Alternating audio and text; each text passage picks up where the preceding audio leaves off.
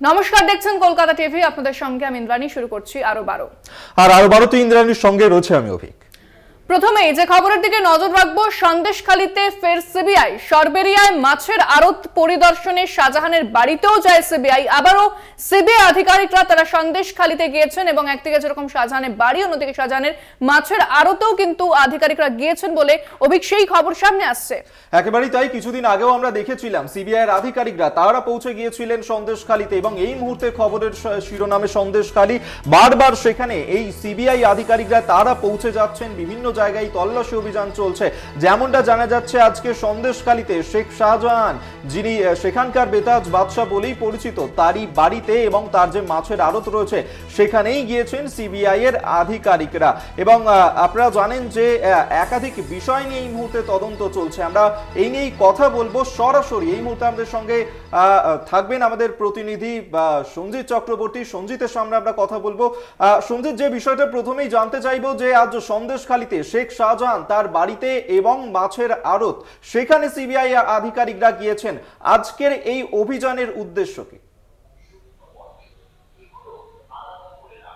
তো তুমি জানো, ইতিমধ্যে হাইকোর্টের নির্দেশে কিন্তু কেন্দ্রীয় তদন্তকারী সংস্থার অর্থাৎ সন্দেশখালীর যে কোনো বিষয় তারা তদন্ত করবে এবং পাশাপাশি যে কেন্দ্রীয় তদন্তকারী সংস্থা তার ওয়েবসাইট অর্থাৎ পোর্টাল খুলেছে, সেখানে বিভিন্ন অভাব অভিযোগ, নারী নির্যাতন সহ যে একাধিক জমি লুট সহ জমি চরিত্র বদল করে জমি দখল, একাধিক যে অভিযোগ ছিল দীর্ঘদিন, যারা গ্রামবাসীদের যে অভিযোগ ছিল, তারা বিশেষ করে সন্দেশখালীর বিভিন্ন জায়গা অর্থাৎ থানা থেকে শুরু করে বিএলআরও অর্থাৎ ভূমি রাজস্ব দপ্তরে অভিযোগ করার পরেও কিন্তু তারা সেই অভিযোগে কোনো সুফল মেলেনি, যার কারণে তারা ইতিমধ্যে সিবিআইয়ের যে নিজস্ব পোর্টাল, সেই পোর্টালে ভুরি ভুরি অভিযোগ করেছে। ইতিমধ্যে তুমি জানো, লাগাতার চলতি মাসের 16ই এপ্রিল থেকে এই তদন্তকারী সংস্থা যখন এই সন্দেশখালীর পুরো বিষয়টা তারা তদন্তের ভার নেয়, তারা কিন্তু লাগাতার অভিযান চালাচ্ছে। একদিকে তল্লাশি, অন্যদিকে যেসব অভিযোগ অর্থাৎ যেগুলো অভিযোগ করছে গ্রামবাসীরা, তাদের যে অভিযোগের কতটা সত্যতা আছে সেই নথিপত্র একদিকে যেমন দেখছে, তাদের বয়ান রেকর্ড করছে। আজকে 7 সকালে সরবেরিয়ার যে শেখ শাহজাহানের যে মাছের আড়ত, সেখানে পৌঁছে যায় সিবিআই আধিকারিকের একটি টিম।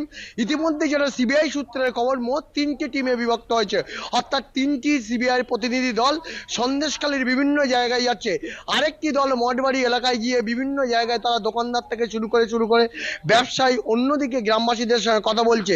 পাশাপাশি এছাড়াও আরেকটা যে প্রতিনিধি দল অর্থাৎ সিবিআইয়ের যে প্রতিনিধি দল, তারা বসিরহাট মহকুমা আদালতে আসার কথা, সম্ভাব্য এখনো পর্যন্ত আসেনি, আসার কথা। কিন্তু প্রশ্ন হচ্ছে, এই তদন্তকারী দল অর্থাৎ 2024-এর লোকসভা নির্বাচনের ভোট আবহের মধ্যে যেভাবে এর মধ্যে কেন্দ্রীয় তদন্তকারী দল যে সন্দেশখালী নিয়ে যে তাদের অভিযোগ, অভাব অভিযোগ শুনতে কিন্তু 7 সকালে হাজির হয়েছে। বিভিন্ন অভিযোগ রয়েছে, বিশেষ করে বেআইনি যে আগ্নেয়াস্ত্র সেই উদ্ধার। ইতিমধ্যে তুমি জানো, এনএসজি কমান্ডো নামিয়ে এবং পাশাপাশি কেন্দ্রীয় তদন্তকারী সংস্থা, পাশাপাশি সিআরপিএফকে জওয়ান নিয়ে বিশেষ করে আগারাটির যে মল্লিক পাড়া রয়েছে, সে মল্লিক পাড়ায় বিশেষ করে যে আবু তাহের মোল্লার বাড়িতে যে বেআইনি অস্ত্র উদ্ধার হয়েছে, সেই অস্ত্রের উদ্ধারের যে উৎস কোথা থেকে সেটাও কিন্তু তদন্তকারীরা দেখে নিতে যাচ্ছে। সব মিলিয়ে গোটা প্রক্রিয়া যত সময় যাচ্ছে আর লোকসভা নির্বাচনের শেষ দফাগুলো যত এগিয়ে আসছে, তত কেন্দ্রীয় তদন্তকারী সংস্থা কিন্তু এই তদন্তের উপর যথেষ্ট জোর দিয়েছে এবং গ্রামবাসীদের যে অভাব, যে অভিযোগ, যে পোর্টাল অর্থাৎ সিবিআই যে পোর্টাল নিজস্ব, সেই পোর্টালে যে অভিযোগের ভিত্তিতে কিন্তু কেন্দ্রীয় তদন্তকারী সংস্থা বিভিন্ন জায়গায় তারা অভিযোগ শুনতে কিন্তু একদিকে সিআরপিএফ এর জওয়ান নিয়ে তারা হাজির হয়ে যাচ্ছেন, গ্রামের মানুষের সঙ্গে কথা বলছেন। পাশাপাশি যেসব ব্যবসায়ী যাদের জমি লুট হয়ে গেছে, জমির চরিত্র বদল হয়ে গেছে, তাদের সঙ্গে কথা বলছে। একেবারে সঞ্জিত, তুমি আমাদের সঙ্গে থাকো এই মুহূর্তে। এবং আপনারা জানেন যে এর আগে যেমনটা কলকাতা হাইকোর্ট নির্দেশ দিয়েছিল যে এই সন্দেশখালীর ঘটনায় কিন্তু সিবিআই আধিকারিকরা তদন্ত করবে এবং সেই মতোই এর আগেও তারা পৌঁছে গিয়েছিলেন এবং আজকে সন্দেশখালীতে পৌঁছে গিয়েছেন সিবিআই আধিকারিকরা। সেখানকার মানুষজনের সঙ্গে কথা বলছেন, তাদের অভাব অভিযোগ শুনছেন একেবারে। এবং অন্যদিকে আগ্নেয়াস্ত্র দেখিয়ে চাষের জমি লুটের অভিযোগ, শেখ শাহজাহান বাহিনীর বিরুদ্ধে সিবিআইয়ের কাছে অভিযোগ দায়ের করা হয়েছে। গত শুক্রবার শাহজাহান ঘনিষ্ঠ আবু তালেবের বাড়ি থেকে বিপুল অস্ত্র উদ্ধার করেছে সিবিআই। উদ্ধার অস্ত্র শাহজাহানের বলে দাবি করছে কেন্দ্রীয় সংস্থা। অভিযোগ, এই বেআইনি আগ্নেয়াস্ত্র দিয়ে ভয় দেখিয়েই একাধিক জমি লুট করেছেন শাহজাহান ঘনিষ্ঠ প্রসেন গায়েন এবং জিয়াউদ্দিন মোল্লা। জিয়াউদ্দিন ইতিমধ্যেই ইডি হেফাজতে রয়েছেন। জমি কেড়ে নিয়ে অন্যকে লক্ষ লক্ষ টাকার বিনিময়ে মালিকানা দেওয়ার অভিযোগ। বসিরহাট মহকুমার শাসক ও মহকুমা শাসক ভূমি ও ভূমি রাজস্ব দপ্তরে জানিয়েও কোনো সুফল মেলেনি বলে অভিযোগ গ্রামবাসীদের। এ বিষয়ে বিস্তারিত কথা বলবো, আমাদের সঙ্গে সরাসরি রয়েছেন প্রতিনিধি সঞ্জিত চক্রবর্তী। সঞ্জিত, এই যে অস্ত্র, বিপুল পরিমাণ অস্ত্র উদ্ধার করা হয়েছে, এই সমস্ত বিষয় এবং যে তদন্ত চলছে, এর পরের প্রক্রিয়া কি রয়েছে, কি জানাচ্ছে? দেখো, তুমি জানো যে সন্দেশখালী যে 1 নম্বর ব্লকের সরবেরিয়া আগালাটি যে মল্লিকপাড়া, যে গত শুক্রবারে যে আবু তালেব অর্থাৎ শাহজাহান ঘনিষ্ঠ এক টোটো চালক আবু তালেবের বাড়িতে যে বিপুল পরিমাণে বেআইনি অস্ত্র উদ্ধার হয়েছে এবং যে তার মধ্যে বেশ কিছু লাইসেন্স প্রাপ্ত অস্ত্র রয়েছে, সেই অস্ত্রের উৎস খোঁজার চেষ্টা করছে তদন্তকারীরা। ইতিমধ্যে শেখ শাহজাহানের যে মাছের আড়ত, তার থেকে মল্লিকপাড়ার দূরত্ব প্রায় 500 মিটার দূরে এই যে অস্ত্র ভান্ডার পাওয়া গেছে বিপুল পরিমাণ, এই অস্ত্রের বেআইনি অস্ত্রগুলো যে পাওয়া গেছে ইতিমধ্যে সেই নিয়ে তদন্ত শুরু করেছে। পাশাপাশি এই অঞ্চলে অর্থাৎ লাউখালী এবং সুন্দরীখালী একাধিক গ্রামবাসীদের অভিযোগ, বিশেষ করে ওখানকার যে সরবেরি আগালাটি গ্রাম পঞ্চায়েতের প্রধান জিয়াউদ্দিন মোল্লা এবং পঞ্চায়েত সদস্য পোষেন গাইন, তার বিরুদ্ধে মূলত অভিযোগ যে 21-এর নির্বাচনে হওয়ার পরে, তারপরে যেভাবে 23-এর যে পঞ্চায়েত নির্বাচন ছিল, পঞ্চায়েত নির্বাচনে কিন্তু যেভাবে হওয়ার পর থেকেই কিন্তু তাদের জমি চরিত্র বদল করে একে একে বিক্রি করে এবং লক্ষ লক্ষ টাকার অন্য মালিকানা দেওয়ার অভিযোগ রয়েছে। এবং যদি কেউ দিতে রাজি না হতো, রাতের অন্ধকারে সেই বেআইনি অস্ত্র অর্থাৎ সেই অস্ত্র দেখিয়ে তাদেরকে ভয় দেখিয়ে রীতিমতো তাদেরকে ভয় সন্তুষ্ট করে এই জমি হাতানোর অভিযোগ রয়েছে শাসক দলের নেতার বিরুদ্ধে। ইতিমধ্যে জিয়াউদ্দিন মোল্লা, তুমি জানো, ইডি হেফাজতে রয়েছে। পোষেন গাইন যিনি পঞ্চায়েত সদস্য, তাদের ঘিরে কিন্তু গ্রামবাসীরা বিক্ষোভও দেখিয়েছে। কিন্তু পাশাপাশি প্রশ্ন হচ্ছে যে আবু তালেবের বাড়িতে যে বেআইনি অস্ত্র উদ্ধার হয়েছে, সেই অস্ত্রের একটা অংশ কি এইভাবে কাজে লাগানো হতো, অর্থাৎ জমি লুটে ব্যবহার করা হতো এবং গ্রামবাসীদের কি ভয় দেখিয়ে জমি লুট করা হতো এই অস্ত্র দেখে? এটাও তদন্তকারীরা সেই উৎস খুঁজতে যাচ্ছে। ইতিমধ্যে যেমন বসিরহাট মহকুমা আদালতে তদন্তকারীরা যে অস্ত্র পাওয়া গেছে সেই অস্ত্রের সংগ্রহ করে তারা কিন্তু বিচারককে দেখিয়েছেন। বাকি অত্যাধুনিক অস্ত্র রয়েছে বলছে, এমনটাই বলছেন তদন্তকারীরা বসিরহাট বিচারকের কাছে, যেটা এনএসজি পরীক্ষা করছে। এই অত্যাধুনিক অস্ত্র সেই এনএসজি পরীক্ষা করার পরে সিবিআই আধিকারিকরা দেবে, তারপরে তারা আদালতে জানাবেন। কিন্তু প্রশ্ন হচ্ছে এই যে অস্ত্র, সেই অস্ত্রকে কাজে লাগিয়ে কি জমি লুট করা হয়েছিল? এই অভিযোগ কিন্তু সিবিআই পোর্টালে করা হয়েছে এবং বেশ কিছু গ্রামবাসী অর্থাৎ লাউখালী এবং সুন্দরীখালী বেশ কিছু গ্রামবাসী তারা কিন্তু এই বেআইনি অস্ত্র অর্থাৎ অস্ত্র দেখিয়ে ভয় দেখিয়ে তাদেরকে জমি লুট এবং জমির চরিত্র বদল করে এবং অন্যকে বিক্রি করে লক্ষ লক্ষ টাকা হাতিয়েছে, এমনটাই মনে করছে এই যারা এখনো জেলবন্দি রয়েছে জিয়াউদ্দিন মোল্লা এবং সহ একাধিক নেতার বিরুদ্ধে অভিযোগ। একেবারে, অর্থাৎ আগ্নেয়াস্ত্র দেখিয়ে জমি লুট, এই প্রশ্ন এবং সেই অভিযোগ কিন্তু বারবার সামনে এসেছে। ধন্যবাদ সঞ্জিত, আমাদের সঙ্গে সরাসরি ছিলেন প্রতিনিধি সঞ্জিত চক্রবর্তী। আসছি পরের খবরে। ময়নায় বিজেপি কর্মী খুনের অভিযোগ, পুলিশের বিরুদ্ধে মামলার আবেদন পরিবারের। দ্বিতীয় ময়না তদন্তে আপত্তি নেই হাইকোর্টের, হাসপাতালে ময়না তদন্তে আপত্তি পরিবারের। রাজনৈতিক রং দেখার কোনো আগ্রহ নেই, ক্রাইমটা বিচার্য বিষয়, এটা সাধারণ আত্মহত্যা প্রমাণিত হচ্ছে না। আদালতে এমনটাই জানান বিচারপতি জয় সেনগুপ্ত। আপনাদের মনে থাকবে যে ময়নাতে সেখানে বিজেপি কর্মীর ঝুলন্ত দেহ উদ্ধারের ঘটনা ঘটে, সেই ঘটনাতেই এবার পুলিশের বিরুদ্ধে মামলার আবেদন পরিবারের। দ্বিতীয় ময়না তদন্তে আপত্তি নেই হাইকোর্টের। দ্বিতীয় ময়নাতদন্তে আপত্তি নেই হাইকোর্টের, তবে হাসপাতালে ময়নাতদন্তে আপত্তি পরিবারের। রাজ্য সরকারের হাসপাতালে যে ময়নাতদন্ত, তাতে আপত্তি পরিবারের, এমনটা কিন্তু হাইকোর্টে তারা জানিয়েছেন। এবং বিজেপি কর্মী খুনের ঘটনায় আদালতে দ্বারস্থ পরিবার। ময়নায় বিজেপি কর্মী খুনের অভিযোগ। একদমই তাই। এবং পূর্ব মেদিনীপুরের ময়নায় সেখানে বিজেপি কর্মীর ঝুলন্ত অবস্থায় দেহ উদ্ধার হয়, পরিবারের তরফ থেকে খুনের অভিযোগ জানানো হয় এবং সেই ঘটনাতেই পুলিশের বিরুদ্ধে আদালতে মামলার আবেদন পরিবারের। এবং যেমনটা পরিবারের তরফে জানানো হয় যে রাজ্য সরকারের হাসপাতালে ময়না তদন্তে করানো আপত্তি আছে, কিন্তু দ্বিতীয় ময়না তদন্তে তাদের আপত্তি নেই। সেক্ষেত্রে 3টে কেন্দ্রের নাম জানাতে হবে আদালতের কাছে, এমনটাই কিন্তু আদালতের তরফ থেকে বলা হয়েছে। আজই দুপুর 3টের মধ্যে এই 3টে কেন্দ্রের নাম জানাতে হবে আদালতের কাছে এবং সেক্ষেত্রে কোথায় ময়না তদন্ত হবে তারপরেই তার নির্দেশ দেবে আদালত। ময়নায় বিজেপি কর্মীর খুনের ঘটনাতেই এই বিষয় জানিয়েছে আজ আদালত। এছাড়া বিচারপতি তিনি জানান যে রাজনৈতিক রং দেখার কোনো ইন্টারেস্ট নেই, ক্রাইমটা বিচার্য বিষয়, এটা যে সাধারণ আত্মহত্যা এটা কোথাও প্রমাণিত হচ্ছে না। এবং তারপর দুপুর 3টের সময় কেন্দ্র সেই নাম জানালেই আদালত নির্দেশ দেবে যে ময়না তদন্ত কোথায় হবে এ বিষয়ে অবশ্যই হাইকোর্টের থেকে আমাদের নজর থাকবে।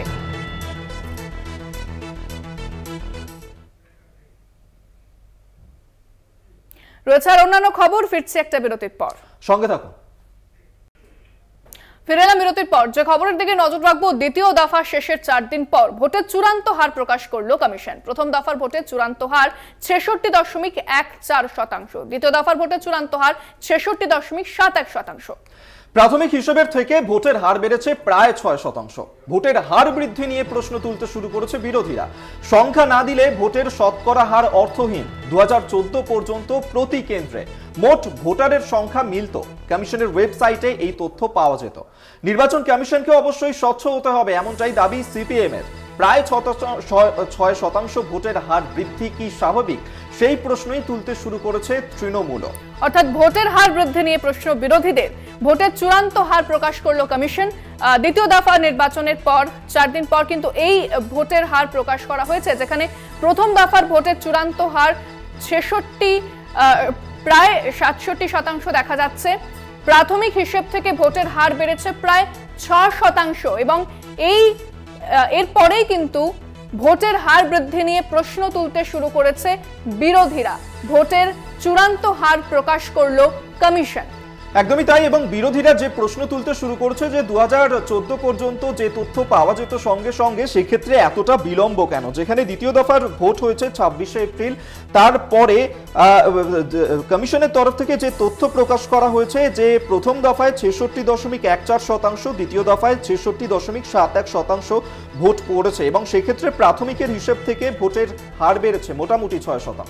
আমরা বিষয়ে কথা বলবো, আমাদের সঙ্গে ফোনে রয়েছেন প্রতিনিধি জয়ন্ত চৌধুরী। জয়ন্তদা, এই যে ভোটের হার বেড়েছে এবং ভোটের হার বৃদ্ধি নিয়ে কিন্তু বিরোধীরা প্রশ্ন তুলতে শুরু করেছে। খুব স্বাভাবিক সেই তো প্রশ্নটা তোলা। তার কারণটা হচ্ছে অতীতে 1952 সাল থেকে আমরা ইতিহাসে যা জানি, 52 সাল থেকে তো ভোট শুরু হয়েছে ভারতবর্ষে। কখনো যখন ব্যালটের যুগে ভোট হতো, এখন তো অনেক কি বলবো, অনেক দ্রুততার সঙ্গে হয়, সমস্তটাই তথ্য প্রযুক্তি নির্ভর। এখন তো অনেক তাড়াতাড়ি পাওয়া যাওয়ার কথা। সেখানে 4 দিন বাদে ভোটের শতকরা হিসাব কত শতাংশ ভোট পড়েছে এটা বলতে 4 দিন সময় লেগে গেল নির্বাচন কমিশনে। খুব স্বাভাবিক। এই নিয়ে প্রশ্ন যে তুলেছে সীতারাম ইয়েচুরি প্রশ্ন তুলেছেন তৃণমূলের ডেরেক ওব্রায়েন প্রশ্ন তুলেছেন। খুব স্বাভাবিক যে কি করে গত কদিন ধরে ভোট যেদিন হয় তারপর থেকে যে প্রাথমিক হিসেব পাওয়া গিয়েছিল, সেই প্রাথমিক হিসেব অনুযায়ী প্রায় 7% ভোট, 2 দফায় মিলিয়ে 7%, 8% মতন ভোট কম পড়েছে। মানুষের ভেতরে তাহলে কি ভোট দেওয়ার আগ্রহ কমে যাচ্ছে? বিশেষ করে হিন্দি বলয়ে, যেখানে বিজেপির শক্ত ঘাঁটি, সেখানেও ভোট কম পড়েছিল। এই নিয়ে একটা চর্চা হচ্ছে, সেই চর্চাটা খানিকটা চাপেই পড়ে গেছিল গেরুয়া শিবির। হঠাৎ আজকে নির্বাচন কমিশন যখন ঘোষণা করছে, দেখা যাচ্ছে যে আগের হিসেবের থেকে প্রায় 6% বেশি। তো 4 দিন সময় লেগে গেল এই হিসেবটা করতে। তা অতীতে তো ব্যালটে ভোট হতো, তখন তো এত কম্পিউটার ছিল না, এত কিছু ছিল না। তখনও দিনের দিন না হলেও পরের দিন আমরা জানতে পারতাম। কিন্তু এইবারই প্রথম এত উন্নতির পর, তথ্য প্রযুক্তির এত উন্নতির পর এবারই প্রথম 4 দিন সময় লেগে গেল এই দ্বিতীয় দফার ভোটে সামগ্রিক কত ভোট পড়েছে সেই জানাতে। তার সন্দেহটা সেই কারণেই হচ্ছে, তাহলে কি ইভিএম এ কোনো কারচুপি হলো? তাহলে ইভিএম এ কি সেই বাড়িয়ে দেখানো হচ্ছে ভোটটা? এই বাড়িয়ে দেখানো ভোটটা তাহলে কাদের? এটা কি শাসকের? এই প্রশ্ন তো আসবেই, এই স্বচ্ছতার প্রশ্ন তো আসবেই। সেই প্রশ্নটা উঠে গেছে, বিরোধীরা সঙ্গতভাবেই সেই প্রশ্নটা তুলেছে, যার জবাব এখনো পর্যন্ত নির্বাচন কমিশন দিতে পারেনি একেবারে, এবং সেই প্রশ্নের সামনে আসছে। ধন্যবাদ। আমরা কথা বললাম প্রতিনিধি জয়ন্ত চৌধুরীর সঙ্গে। সংখ্যা না দিলে ভোটের শতকরা হার অর্থহীন। 2014 পর্যন্ত প্রতি কেন্দ্রে মোট ভোটারের সংখ্যা মিলত। নির্বাচন কমিশনকে অবশ্যই স্বচ্ছ হতে হবে দাবি সিপিএম এর। তবে শুধু সিপিএম নয়, তৃণমূলের পক্ষ থেকে প্রশ্ন তোলা হয়েছে, প্রায় 6% ভোটের হার বৃদ্ধি কি স্বাভাবিক? এই প্রশ্ন তৃণমূলের, কোনো কারচুপি হয়নি তো? এই প্রশ্ন কিন্তু বিরোধীরা সামনে আনছে যে দ্বিতীয় দফা নির্বাচনের এতদিন পরে কেন এই সংখ্যা সামনে আসছে, কেন সেই তথ্য প্রকাশ করেছে নির্বাচন কমিশন? আমরা এই নিয়েই কথা বলেছিলাম বিভিন্ন রাজনৈতিক দলের নেতাদের সঙ্গে। আপনাদেরকে পরপর শোনাবো তৃণমূল নেতা, তৃণমূল মুখপাত্র শান্তনু সেন তিনি ঠিক কি বলেছেন এই বিষয়ে, পাশাপাশি সিপিএম নেতা তন্ময় ভট্টাচার্য তিনি কি প্রতিক্রিয়া দিয়েছেন, এবং কংগ্রেস মুখপাত্র সৌম্য আইচ রয় তিনি কি বলেছেন শুনুন। এইবার আমরা দেখলাম প্রথম দফা নির্বাচনের 12 দিন পর, দ্বিতীয় দফা নির্বাচনের 4 দিন পর তারা যে তথ্য দিচ্ছে তারা প্রাথমিক রিপোর্টের থেকে প্রায় 6% বেশি। এই নিয়ে সারা ভারতবর্ষের সমস্ত বিরোধী দল বিরোধিতা করেছে এবং প্রশ্ন তুলেছে। আমরা তো নির্বাচন কমিশন যে পক্ষপাত দুষ্ট সেটা বারংবার তথ্য দিয়ে প্রমাণ করেছি এবং আমরা বারবার আশঙ্কা প্রকাশ করেছি ইলেকট্রনিক ভোটিং মেশিনে তারা ম্যানিপুলেশন করতে পারে। এই জিনিসটা আরো বেশি করে আমাদের প্রশ্নটাকে জোরদার করলো এবং আমাদের সন্দেহটাকে আরো এনহান্স করলো যে তাহলে কি কোথাও ম্যানিপুলেশন করে এই কদিন টাইম নেওয়া হলো ম্যানিপুলেট করার জন্য এবং তারপর অতিরিক্ত ভোট বাড়ানো হলো এবং সেই অতিরিক্ত ভোটটা কি কেন্দ্রের শাসক দলের পক্ষেই যাচ্ছে?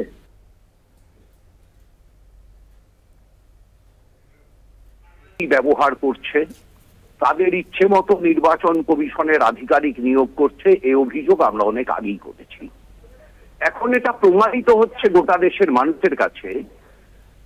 কবে বলুন তো 52 সাল থেকে শুরু করে লোকসভার ক্ষেত্রে 2019 পর্যন্ত বা রাজ্য বিধানসভার ক্ষেত্রে 2021 পর্যন্ত কত শতাংশ ভোট পড়লো এটা জানাতে নির্বাচন কমিশনের 4 দিন সময় লেগেছে।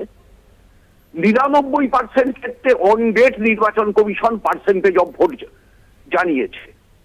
একটা দুটো রেয়ার কেসে পরের দিন সকালে জানিয়েছে। 4 দিন বাদে জানাচ্ছে আগে যা জানিয়েছিল তার থেকে 6% বেশি ভোট পড়েছে।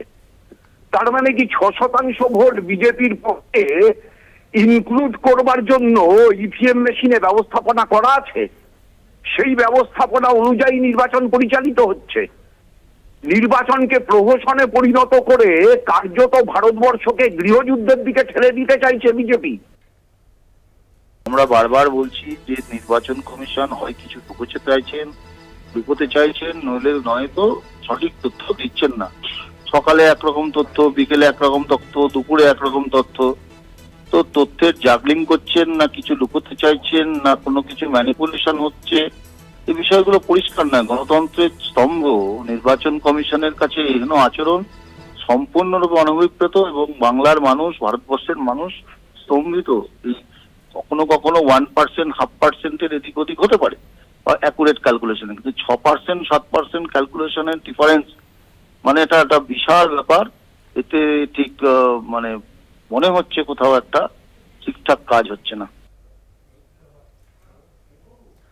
আপনাদেরকে শোনালাম বিভিন্ন রাজনৈতিক দলের নেতারা তাদের কি প্রতিক্রিয়া, এবং যেভাবে প্রাথমিক হিসেবে যে বিষয় দেয়া হয়েছিল তারপর 4 দিন পর অর্থাৎ দ্বিতীয় দফা নির্বাচনের পর যে হার প্রকাশ করা হয়েছে তাতেই 6% ভোট বেশি পড়ছে এমনটাই কিন্তু বলা হয়েছে কমিশনের তরফ থেকে, এবং সেই নিয়েই কিন্তু বিরোধীরা তারা সুর চড়াতে শুরু করেছে। 4 দিন পর হঠাৎ করে এতটা সময় কেন লাগলো এবং 4 দিন পরে ভোটের শতাংশ 6% বেড়ে গেল কিভাবে, সেই নিয়েই কিন্তু কারচুপির আশঙ্কা প্রকাশ বিরোধীরা একেবারে। এবং বিরোধীরা সেই প্রশ্নটাই তুলছে যে 4 দিন পর কিভাবে ভোটের হার বেড়ে গেল এবং যে চূড়ান্ত হার প্রকাশ করা হয়েছে নির্বাচন কমিশনের পক্ষ থেকে সেটা 4 দিন পরে কেন এতটা উন্নত তথ্য প্রযুক্তি থাকা সত্ত্বেও সময় লেগে গেল।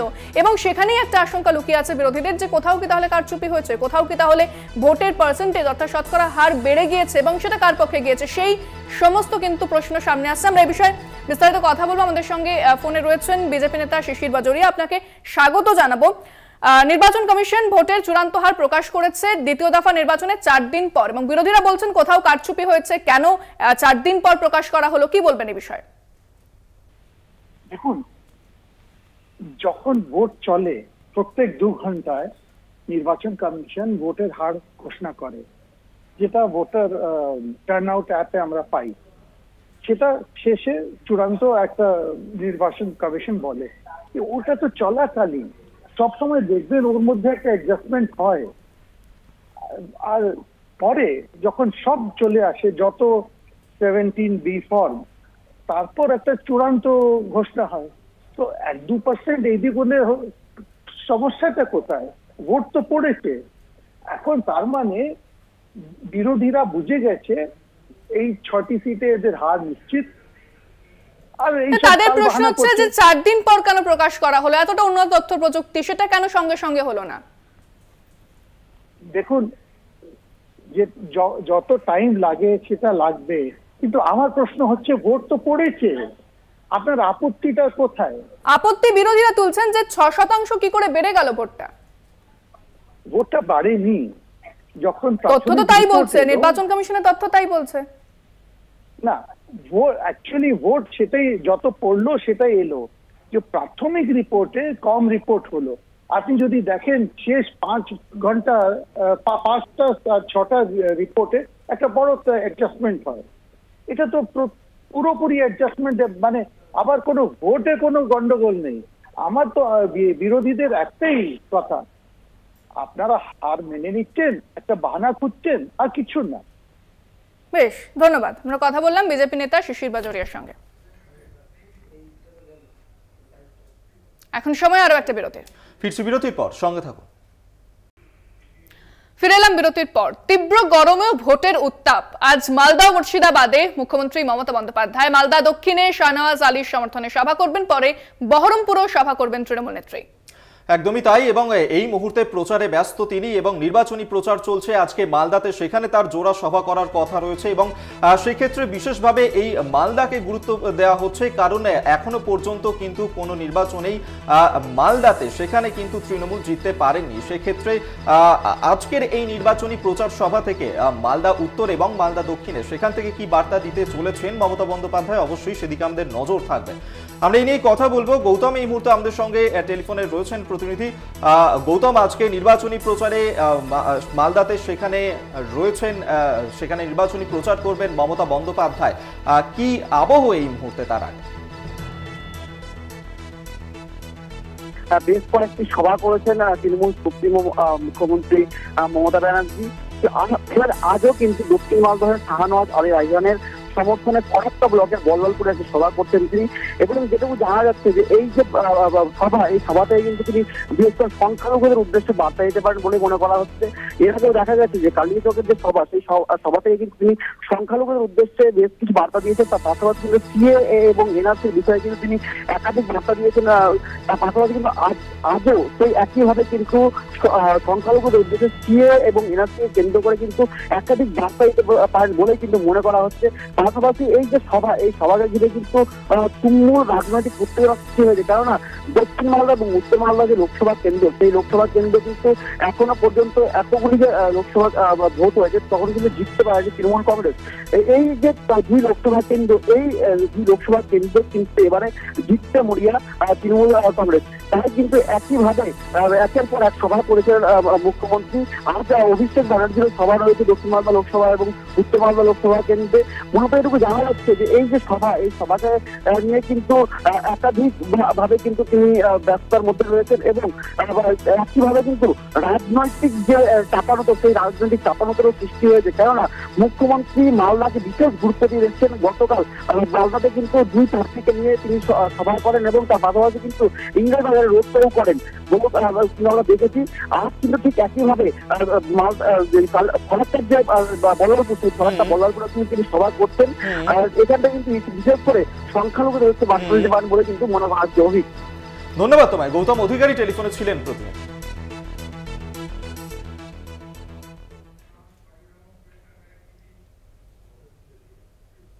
সোশ্যাল মিডিয়ায় মমতার নিশানায় বিজেপি। বাংলা ও বিজেপি কোনোভাবেই মেলে না। আমরা আমাদের সংস্কৃতি ঐতিহ্য বজায় রেখেছি। দিল্লির পরিযায়ীরা বাংলা সম্পর্কে মিথ্যে বলে, তাদের ষড়যন্ত্রের জন্য শিক্ষা দিতে হবে এই ভোটে।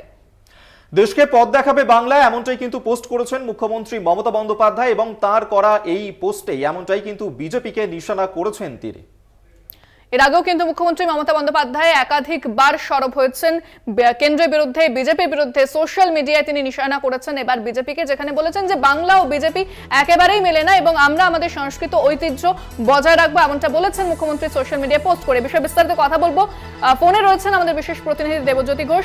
দেবজ্যোতি, বিজেপিকে আবারও নিশানা করলেন মুখ্যমন্ত্রী এবং সংস্কৃতি ঐতিহ্য, সেখানে যে বাংলার ঐতিহ্যের সাথে বিজেপি খাপ খায় না, সেই বিষয়টাও কিন্তু তিনি বলেছেন পোস্টে।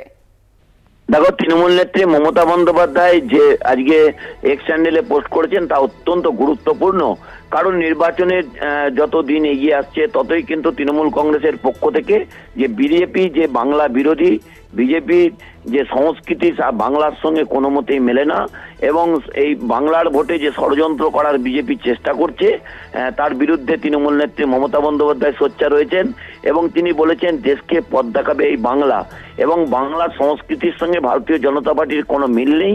কারণ গত কয়েকদিন ধরেই যেটা দেখা যাচ্ছে যে বিজেপির যে সর্বোচ্চ নেতৃত্বরা তারা আসছেন, বাংলার বিভিন্ন স্থান, বিভিন্ন নেতা, বিভিন্ন গ্রাম, বিভিন্ন বিধানসভাকে নিয়ে যেভাবে তারা উচ্চারণ করছেন এবং তাদের কাছে ভোট আবেদন করছেন, তা নিয়েই কিন্তু তৃণমূল নেত্রী মমতা বন্দ্যোপাধ্যায় এর আগেও সোচ্চার হয়েছেন।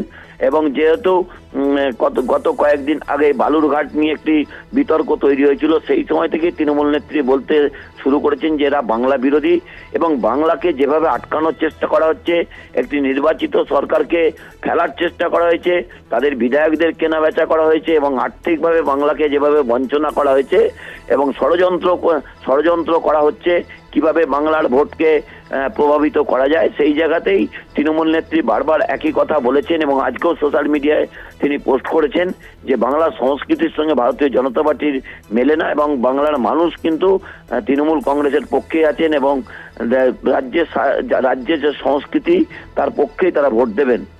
ধন্যবাদ দেবজ্যোতি। সোশ্যাল মিডিয়ায় মুখ্যমন্ত্রী মমতা বন্দ্যোপাধ্যায় তিনি নিশানা করেছেন বিজেপিকে, বাংলা ও বিজেপি কোনোভাবেই মেলে না, এমনটাই বলেছেন তিনি বলেছেন আমরা আমাদের সংস্কৃতি ঐতিহ্য বজায় রেখেছি। দিল্লির পরিযায়ীরা বাংলা সম্পর্কে মিথ্যে বলে, তাদের ষড়যন্ত্রের জন্য শিক্ষা দিতে হবে এই ভোটে, এবং দেশকে আগামী দিনে পথ দেখাবে বাংলা। মুখ্যমন্ত্রী মমতা বন্দ্যোপাধ্যায়ের করা পোস্টেই পরতে পরতে নিশানা বিজেপিকে।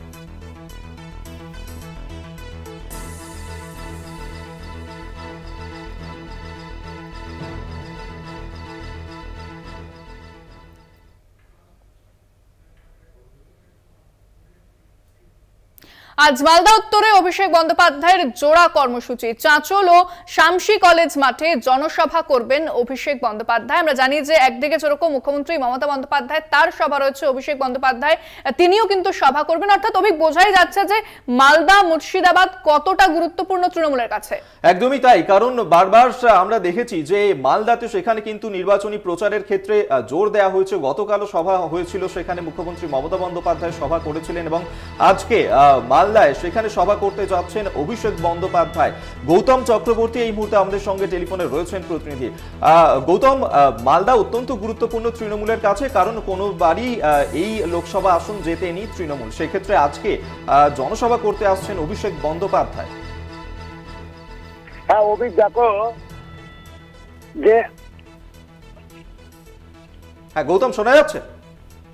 হ্যালো হ্যালো, শোনা যাচ্ছে গৌতম? হ্যাঁ আরেকবার প্রশ্নটা করবে।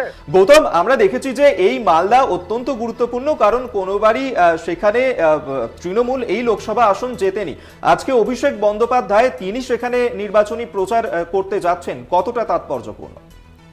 দেখো অভিক, এই যে উত্তর মালদা এবং দক্ষিণ মালদা, তৃণমূল কংগ্রেস সৃষ্টি হওয়ার পর থেকে কিন্তু তৃণমূলের খুব একটা উত্তরবঙ্গের এই মালদা জেলায় খুব একটা ভালো ফল ছিল না।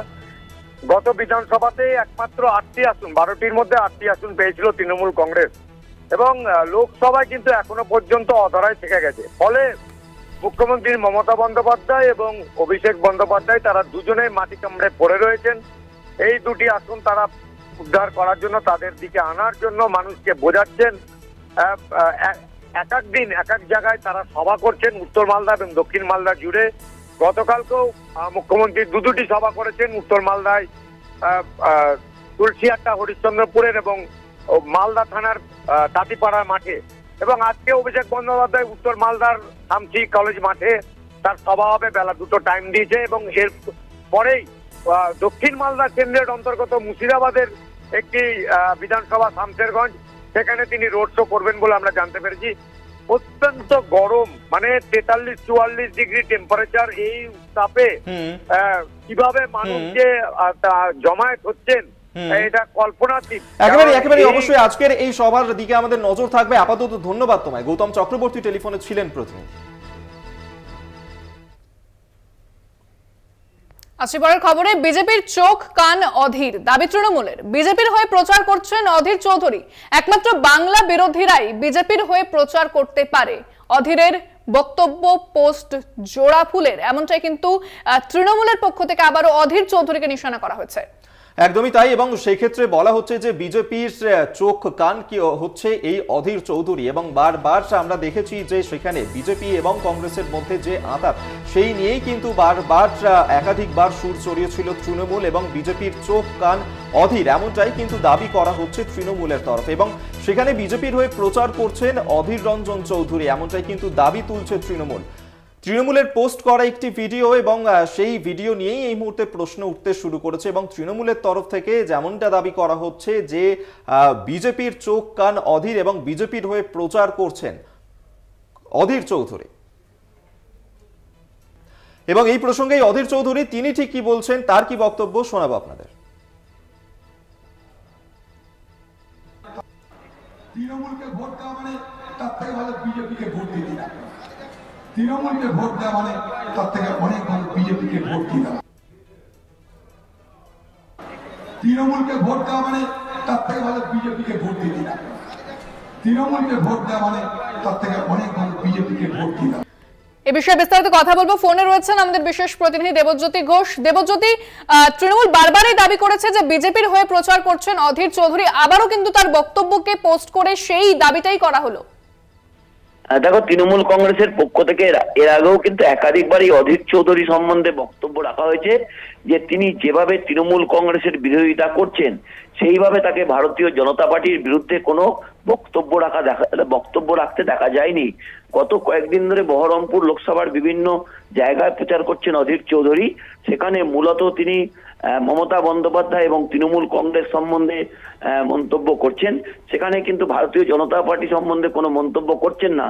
তৃণমূল নেত্রী মমতা বন্দ্যোপাধ্যায় একাধিকবার সরব হয়েছেন এবং তৃণমূল কংগ্রেসের পক্ষ থেকে সোশ্যাল মিডিয়াতে তা নিয়েও সোচ্চার হচ্ছেন যে অধীর চৌধুরী একেবারে বিজেপির মুখ হয়ে কাজ করছেন, যেভাবে ভোটকে প্রভাবিত করার চেষ্টা করছেন, এবং তিনি যে বহরমপুর লোকসভা কেন্দ্রে লড়াই করছেন সেখানে ভারতীয় জনতা পার্টির বিরুদ্ধে একটিও মন্তব্য তিনি করছেন না। অর্থাৎ তিনি দেখছেন তৃণমূল কংগ্রেসকে আসল শত্রু হিসেবে দেখছেন। সেই জায়গাতে তৃণমূল নেত্রী মমতা বন্দ্যোপাধ্যায় একাধিকবার বলেছেন, অভিষেক বন্দ্যোপাধ্যায় বলেছেন যে বিজেপির মুখ এবং চোখ হচ্ছে এই অধীর চৌধুরী, এবং তার বক্তব্য থেকে সেগুলো পরিষ্কার, এবং সেই বক্তব্যকেই সামনে রেখে তৃণমূল কংগ্রেস ইতিমধ্যে সোশ্যাল মিডিয়ায় প্রচার করতে শুরু করেছে। ধন্যবাদ দেবজ্যোতি। কথা বললাম আমাদের বিশেষ প্রতিনিধি দেবজ্যোতি ঘোষের সঙ্গে। অর্থাৎ অধীর চৌধুরী বিজেপির হয়ে প্রচার করছেন এই দাবি করেছে তৃণমূল অধীর চৌধুরী বক্তব্যকে পোস্ট করে। এই বিষয়ে বিস্তারিত কথা বলবো, ফোনে রয়েছেন কংগ্রেস নেতা সৌম্য এইচ রায়। আপনাকে স্বাগত জানাবো। অধীর চৌধুরীর একটা বক্তব্য পোস্ট করা হয়েছে তৃণমূলের পক্ষ থেকে, যেখানে তৃণমূলকে বারবার তিনি আক্রমণ করছেন, কিন্তু বিজেপির সম্বন্ধে একটা কথাও তিনি বলছেন না। তাই তৃণমূল এবার দাবি করছে যে বিজেপির হয়ে প্রচার করছে অধীর চৌধুরী। কি বলবেন? এটাকে বলা হয় অধীর সিনড্রোম, মানে অধীর আতঙ্কে ভুগছে তৃণমূল।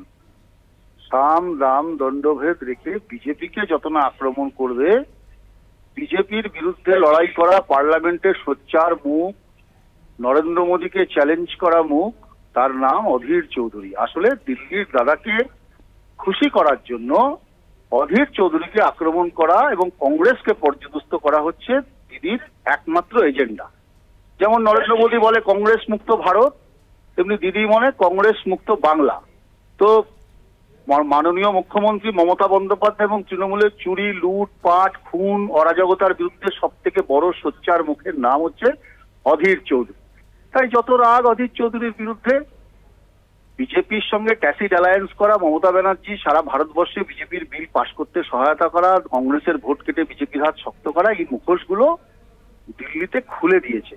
তার নাম অধীর চৌধুরী। সারা ভারতবর্ষের কাছে তৃণমূলের যে ট্যাসিড অ্যালায়েন্স বিজেপির সাথে, আরএসএস এর অগ্নিকন্যা, আরএসএস এর দুর্গা, সেটা ওপেন করে দিয়েছে। সেই জন্যই এত রাগ। তবে যত রাগ হবে ততই আমরা সঠিক পথে আছি, এটা প্রমাণ হবে। অধীর চৌধুরী সঠিক পথে আছে প্রমাণ হবে, এবং বিজেপির বিরুদ্ধে আপসহীন লড়াইয়ে, তৃণমূলের বিরুদ্ধে আপসহীন লড়াইয়ে আমরা থাকবো। ভয় পেয়েছি, ভয় ভয়। বেশ, ধন্যবাদ। আমরা কথা বললাম কংগ্রেস নেতা সৌম্য এইচ রায়ের সঙ্গে। যে খবরের দিকে নজর রাখবো, ব্রিগেড থেকে উদ্ধার মহিলার আধপোড়া দেহ, এবং সেই দেহ উদ্ধার ঘিরে কিন্তু চাঞ্চল্য ছড়াচ্ছে।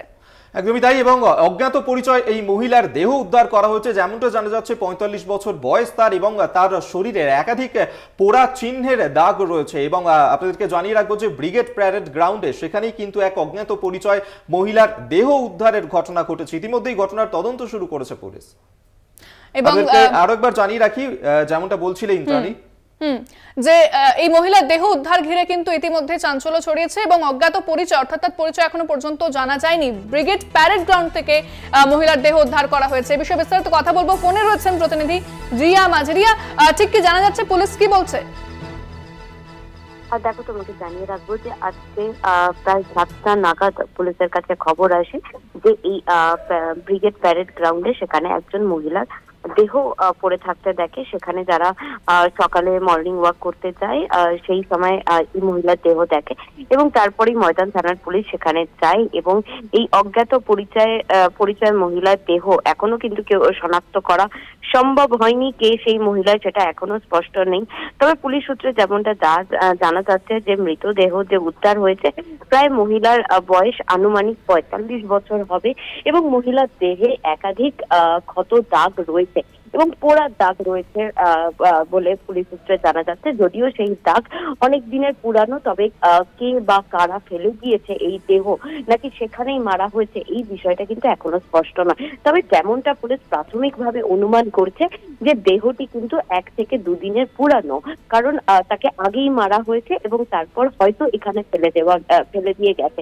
কিন্তু এই পুরো বিষয়টা এখনো স্পষ্ট নয়, সবকিছুই কিন্তু অনুমান করছে তদন্তকারী আধিকারিকরা। ইতিমধ্যেই কিন্তু হোমিসাইডের যে টিম, তারা লালবাজারের যে হোমিসাইড টিম, তারা সেখানে গিয়ে পৌঁছেছে, তারা দেখছে এবং পাশাপাশি তোমাকে জানিয়ে রাখবো যে দেহটি ইতিমধ্যেই ময়না তদন্তের জন্য নিয়ে যাওয়া হয়েছে এবং ময়না তদন্ত হলে কিন্তু আরো বিষয়টা স্পষ্ট হবে এবং পাশাপাশি তদন্তকারী আধিকারিকরা সেখানকার সমস্ত জায়গার সিসিটিভি, কারণ আমরা জানি যে রেড রোড এরিয়াতে হাই রেজলিউশনের সিসিটিভি রয়েছে, সেই সমস্ত জায়গায় সিসিটিভি কিন্তু ইতিমধ্যেই খতিয়ে দেখা হচ্ছে যে কেউ এসে মহিলাকে বা রাতের অন্ধকারেও কেউ এসে মহিলাকে ফেলে দিয়ে গিয়েছে কিনা বা ওখানে কোনো ঝামেলা হয়েছিল কিনা, তার জন্য মহিলাকে কেউ মেরেছে কিনা, এই পুরো বিষয়টা কিন্তু ইতিমধ্যেই খতিয়ে দেখা হচ্ছে।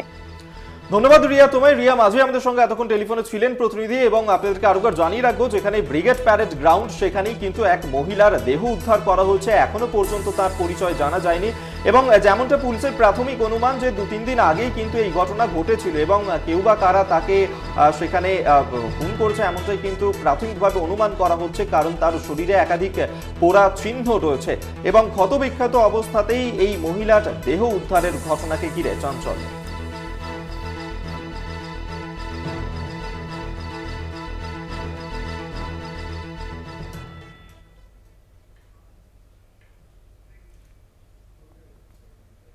সময় একটা বিরতি, ফিরছি বিরতির পর, সঙ্গে থাকুন। ককপিটে ঢুকে পড়ছে লেজার লাইটের আলো। কলকাতা বিমানবন্দরে বিমান ওঠা নামায় দেখা দিয়েছে সমস্যা। পাইলটের তরফে এই অভিযোগ পাওয়ার পরই বিধাননগর পুলিশকে জানিয়েছে বিমানবন্দর কর্তৃপক্ষ এবং অভিযোগ পেয়েই কলকাতা বিমানবন্দর পার্শ্ববর্তী এলাকাতে জারি করা হয়েছে 144 ধারা। এয়ারপোর্ট থানা, নারায়ণপুর থানা, বাগুইহাটি থানা সহ একাধিক এলাকায় কোনোভাবেই লেজার লাইট ব্যবহার করা যাবে না। কড়া পদক্ষেপ বিধাননগর পুলিশের, এমনটাই কিন্তু বলা হচ্ছে। আমরা এই কথা বলবো। সুমন শিকদার আমাদের সঙ্গে এই মুহূর্তে টেলিফোনে রয়েছেন। সুমন, বিস্তারিত জানতে চাইবো। দেখো, কলকাতা বিমানবন্দর সংলগ্ন থানাগুলোকে কিন্তু আজ থেকে 144 ধারা জারি করলো বিধাননগর পুলিশ কমিশনার। মূলত আজ থেকেই 60 দিনের জন্য এই 144 ধারা জারি থাকবে। তার কারণ সম্প্রতি কিছুদিন ধরে কলকাতা বিমানবন্দর সংলগ্ন একাধিক বিয়ে বাড়ি, এমনকি যেসব ব্যাংকুয়েট হল আছে সেখানে কিন্তু রেজার লাইটের ব্যবহার হচ্ছিল, যার ফলে কিন্তু বারবার বিমানবন্দর কর্তৃপক্ষ থেকে অভিযোগ দায়ের করা হচ্ছিল এনএসসিবিআই থানাকে। বারবার বিধাননগর পুলিশকে মেল মারফত জানানো হচ্ছিল যে এই যে বারবার বিমানবন্দর, কলকাতা বিমানবন্দর সংলগ্ন যেসব ব্যাংকুয়েট ব্যাঙ্কোয়েট আছে, বিয়ে বাড়ি আছে, সেখানে কিন্তু এই লেজার শো এর কারণে কিন্তু বারবার যে পাইলটের কিন্তু দিক বিভ্রান্ত হচ্ছে, কোথাও যাত্রী নিয়ে বড়সড় দুর্ঘটনা হতে পারে, এরকম পরিস্থিতি তৈরি হচ্ছে বারবার। সে কারণেই কিন্তু বিধাননগর পুলিশের পক্ষ থেকে একাধিকবার বৈঠক করা হচ্ছে, কিন্তু তারপরেও সমস্যা তৈরি হচ্ছে।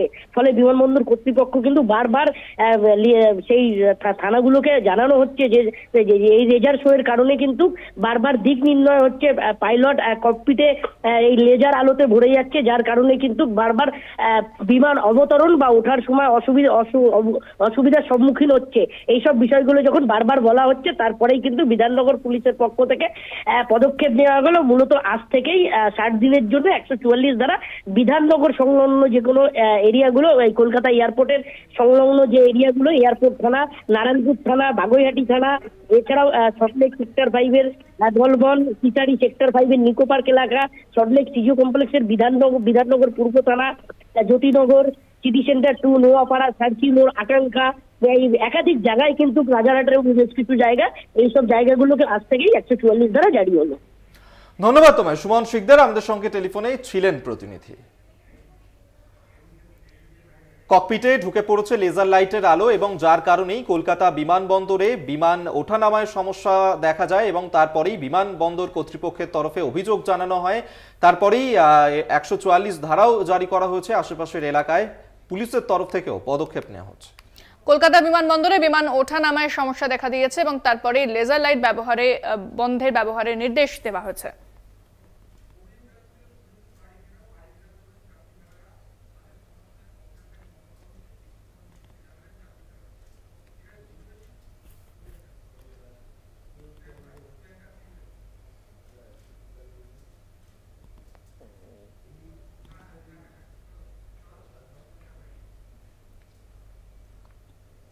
আসছি পরের খবরে।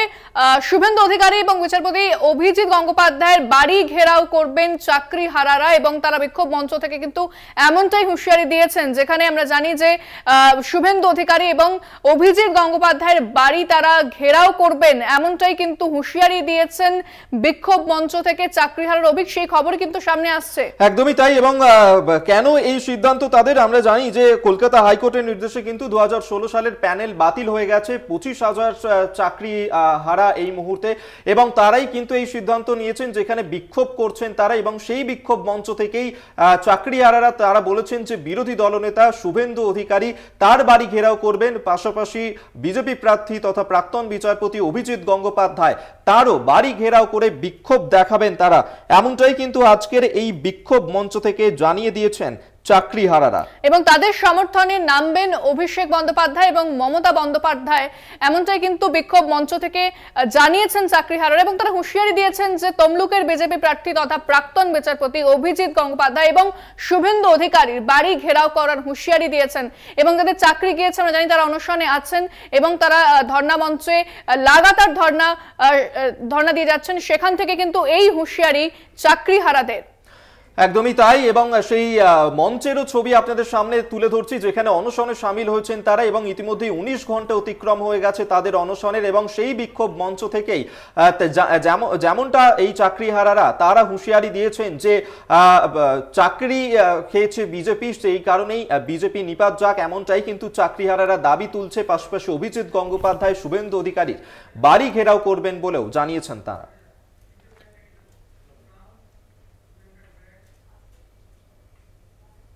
তীব্র গরম সঙ্গে তাপপ্রবাহের দাপট, কলকাতায় তাপমাত্রার নয়া রেকর্ড 43 ডিগ্রি সেলসিয়াস। এখনই তাপপ্রবাহের হাত থেকে মুক্তি নয় জানিয়েছে আবহাওয়া দফতর। এই অবস্থায় গরম মোকাবিলায় Indian institute of public health গান্ধীনগরের তরফে জারি করা হয়েছে কিছু সতর্কবার্তা। तेज गर्मी के दौरान दूसरों को मदद करना हमारी नैतिक जिम्मेदारी है। घर या ऑफिस में आते विक्रेता या वितरण कर्मियों को पानी पिलाएं।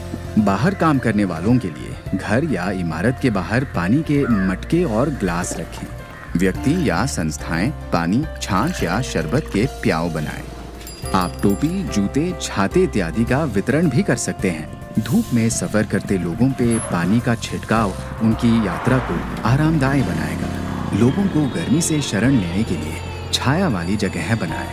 पशु पक्षियों के जल पान के लिए मिट्टी के पात्रों का स्थापन करें। आपकी सहाय गर्मियों में राहत लाए। NDMA एवं IIPHG द्वारा जनहित में जारी। ভোটদানে উৎসাহ বাড়াতে বিশেষ উদ্যোগ নির্বাচন কমিশনে। নানা বিষয়ের উপর ভিত্তি করে আলাদা আলাদা ভিডিওতে তুলে ধরা হয়েছে এক নাগরিক হিসেবে ভোটদানের গুরুত্ব।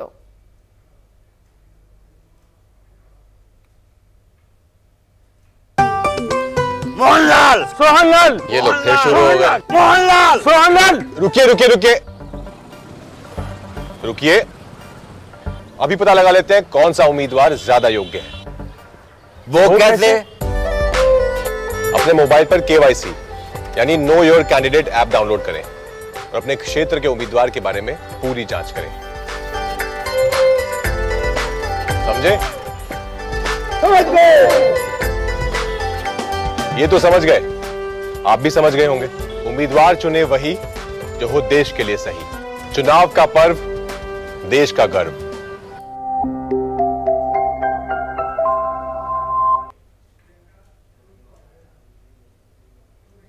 আরো 12 এখন এই পর্যন্তই। দেখতে থাকুন কলকাতা টিভি, রাত দিন 7 দিন।